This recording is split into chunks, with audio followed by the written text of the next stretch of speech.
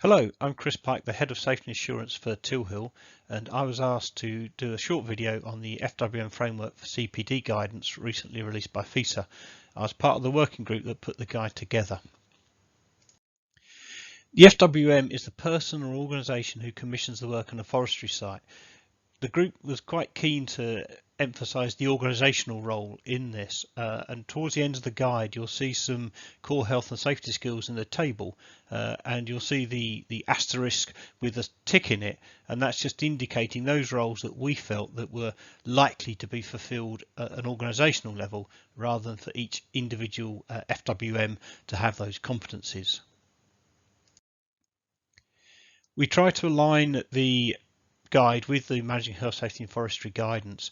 So in the guidance you see these 11 points of the responsibilities for the FWM. So again, in the tables at the end you'll see in those core health and safety skills which of those skills are aligning with which of the points within the Managing Health and Safety Forestry document. But competent in what? I've already referenced the core health and safety management skills table at the end. So there's no one way to gain those skills and competencies listed in that table. You might choose to go off and do a health and safety management course all in one. You may choose to pick them up through some coaching and internal courses. You may wish to do individual external courses.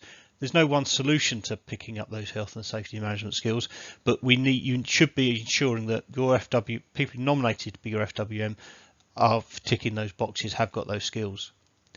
We also in the guide talk about soft skills around leadership, and certainly you need that on a forestry site. Negotiation is a very important skill as you try to get access with landowners and negotiate rates. Interpersonal skills, so that when you're on site you're able to coach and supervise adequately and sufficiently those people on site.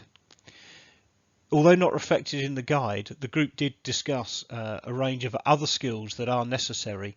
Those include environmental management, diffuse pollution, understanding the risk, being able to assess that risk and put mitigation measures into place, ecological constraints that we all work under, and the archaeological constraints that might be on a site and how we should be dealing with those and the regulators for those.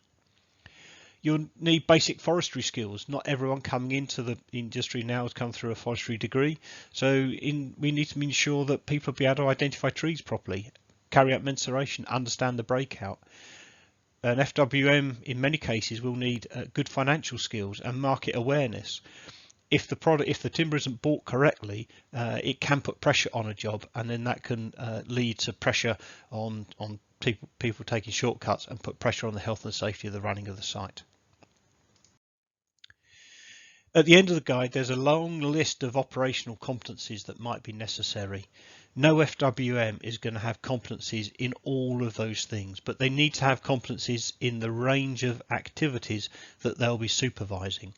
Now, that doesn't mean to say that they have all the individual tickets for those operations, for the chainsaws or the harvester, the forwarder, the spraying, the post knockers on fencing, but they need to have an operational awareness, the principles of safety through FISA guides or manufacturer's handbooks or other information out there. And then they need access to further help. So you might have a basic awareness that they can recognize when something's not right, but then there's additional expertise that they can call upon when necessary. That's a very quick run through just to introduce the guide and just to talk about some of the conversations that we had when we were preparing it.